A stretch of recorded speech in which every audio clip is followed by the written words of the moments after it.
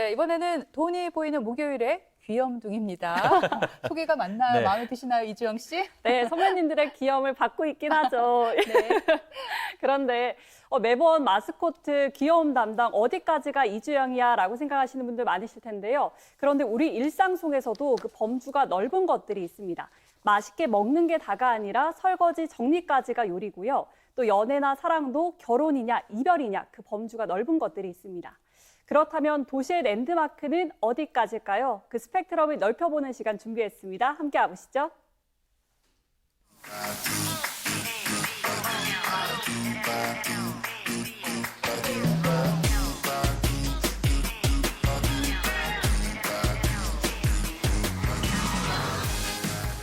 서울의 청계천, 부산의 광안대교처럼 도시의 랜드마크는 꼭 특정 건물이 아니더라도 여러 형태를 띨 수 있습니다. 사람들이 모여들고 그 공간이 그 지역을 연상케 한다면 말이죠. 그렇다면 주거 문화를 선도하는 아파트는 도시의 랜드마크가 될 수 있을까요? 본질적으로 제가 아파트가 랜드마크가 될 수 있다, 없다라고 표현할 수는 없지만 예를 들어서 대구를 이제 차를 몰고 오시는 분들이 남대구 인터체인지를 들어올 때 항상 보게 되는 독특한 아파트가 있습니다. 그 아파트가 이제 채색을 굉장히 이제 기존 아파트와 다르게 그렇게 해서 운전하신 분들은 그 아파트를 보는 순간 아, 대구에 들어왔구나 알 수 있거든요. 이제 그런 면에서 봤을 때는 랜드마크가 될 수도 있다고 얘기할 수 있겠죠.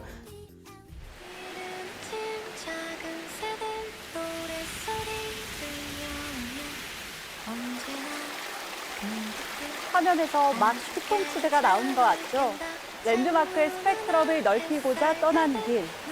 돌돌거리는 물소리에 시원한 나무 그늘. 청량한 여름 향기가 먼저 반겨졌습니다. 아, 바람도 시원하고 녹음이 짙으니까 여기에서야말로 힐링 그 자체입니다. 그런데 여기가 바로 공원이 아니라 아파트 단지 내에 있는 메타세콰이어 숲길입니다. 와, 그래요? 와, 아파트 안에 좋다. 있다고요? 네. 제잘 되며 학교 가고 산책 갔다 오시는 아버지의 양손에 코로나19로 호캉스도 아닌 홈캉스가 대세인 요즘 아파트 주거 환경에 대한 관심이 높은데요.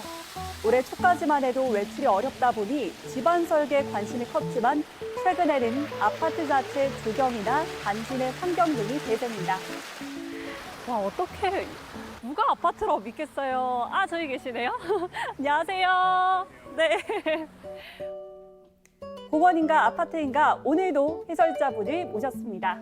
아까 뭐 보니까 특이한 조형물도 보이고 정말 이게 해설이 좀 필요한 공간인 건 확실하네요. 여기가 저희가 좀 설계할 때부터 네. 또 공원 같은 자연과 조화를 위해서 더 많은 공원을 더 녹지 면적을 활용한 부분이 있습니다. 다른 곳에 비해서 확실히 더 많은 비중인 건 맞죠? 네, 맞습니다. 3분의 1을 저희가 공원 녹지 면적으로, 네. 조경 면적으로 다 활용을 했고요. 그만큼 여기 삶의 질이라든가 입주민들의 궁극적인 그 가치를 위해서 저희가 건축에 어느 정도를 포기하고 녹지 면적을 더 활용한 부분이 있습니다.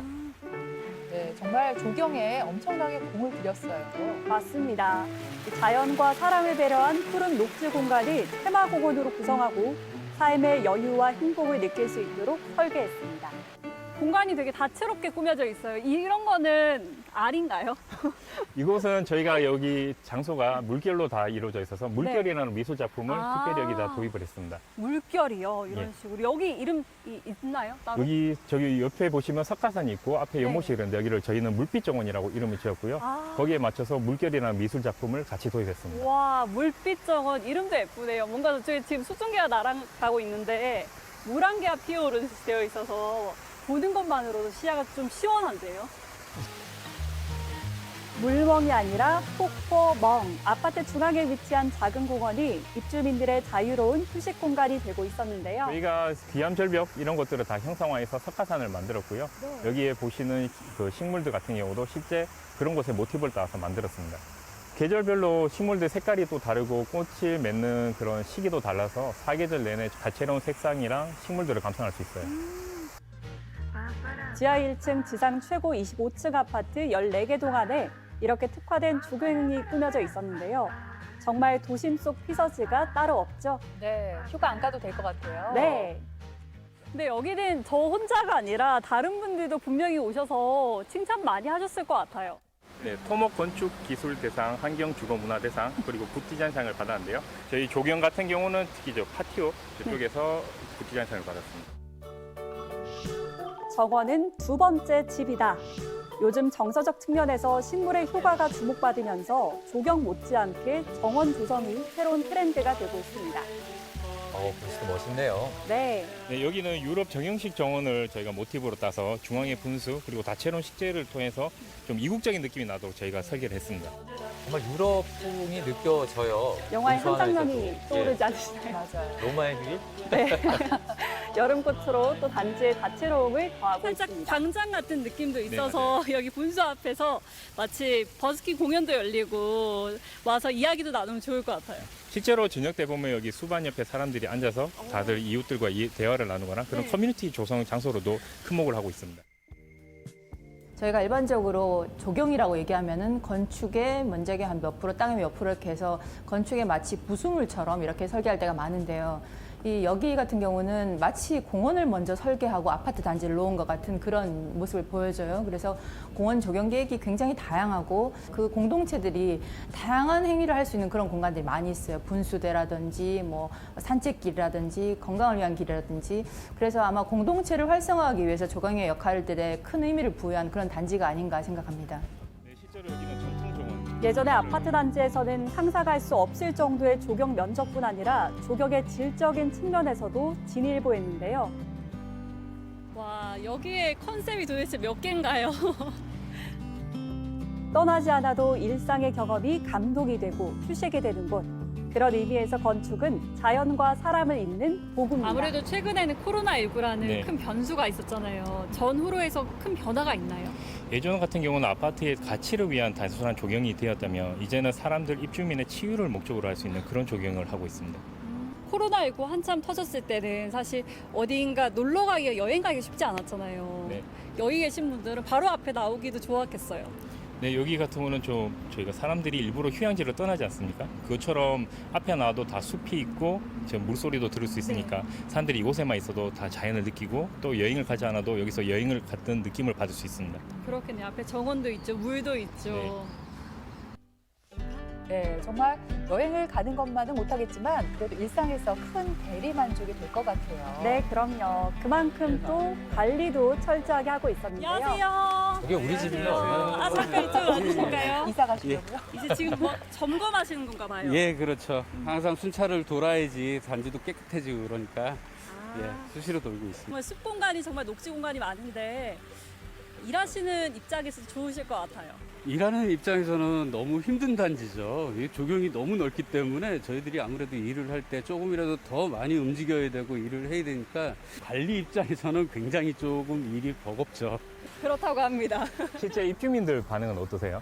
대부분 얘기를 하시는 게 여기 단지에 온 이유는 이 조경 시설이 너무 좋기 때문에 이 단지들을 많이 이사를 오신다 그러시고 우리 애들이 안전하고 편안하게 여기서 생활할 수 있다라고 생각을 해서 많이들 오고 싶어하는 단지로 생각을 하세요.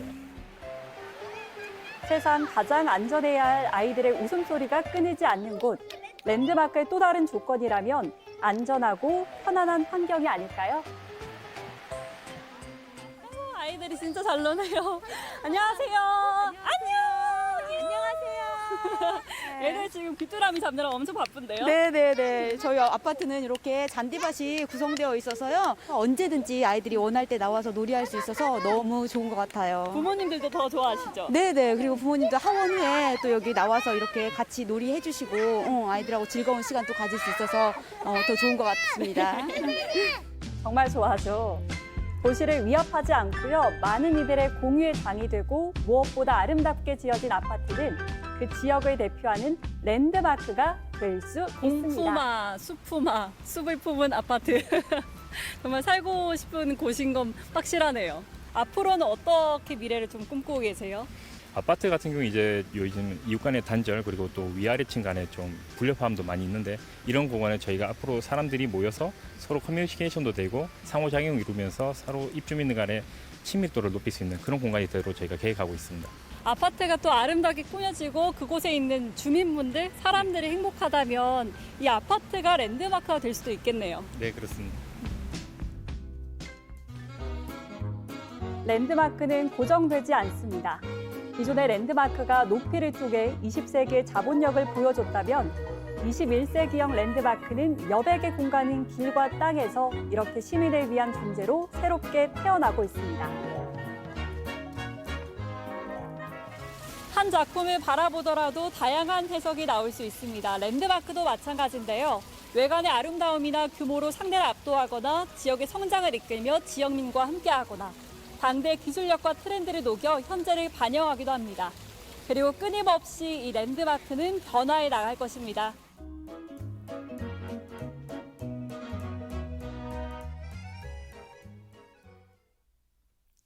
네, 랜드, 땅, 마크, 이정표, 랜드마크 말 그대로 멀리서도 보이는 땅 위에 세워진 대상인데요. 오늘은 그 도시의 랜드마크 스펙트럼을 넓혀보는 시간이었습니다. 여러분이 사는 그곳도 랜드마크가 될 수 있습니다. 그래요. 네. 사실 뭐 랜드마크 예전도 그렇고 지금도 그렇고 뭐 희소성이 있어서 많은 사람들이 가서 보는 뭐 관광지의 어떤 뭐 건물이라든가 아니면 하늘 높은 줄 모르고 뻗어 올라간 뭐 사무 복합 빌딩 뭐 이런 것들을 랜드마크라고 생각을 했는데 오늘 보니까 아닐 수도 있겠다는 생각이 들어요. 예전에는 네. 아파트가 최소한의 면적에 최대한 많은 사람들이 살 수 있는 그런 공간이라고 생각했는데 이곳은 아니니까 충분히 여기도 랜드마크가 될 수 있겠다는 생각이 드네요. 그렇습니다. 예. 또 게다가 랜드마크 답사기를 찍으면서 제가 한 가지를 확실히 알게 됐는데요. 이제는 역세권은 물론이고 멀티세권이 뜨고 있습니다. 3040 세대가 선호하는 학세권을 비롯해서 공세권, 숲세권처럼 이제 쾌적한 주거 환경을 갖춘 곳들이 뜨고 있는 건데요. 그리고 이러한 것들을 짓고 있는 우리 대구 지역 기업은 전국권에서 이제 조경 부문의 실력자로 자리 잡고 있습니다. 예를 들어 북서울 꿈의 숲과 월드컵 평화의 공원도 시공했고요. 오. 부산 시민공원과 동탄 예. 호수공원을 시공하는 등 전국권으로 그 명성을 떨치고 있습니다. 예, 네. 그렇군요. 사실 포스트 코로나 시대에 아파트의 그 핵심은 아무래도 조경이 아닐까 싶어요. 아이들 데리고 아파트 앞만 나가도 정말 여행을 온 것 같은 그런 그러게요. 기분도 예. 드니까요.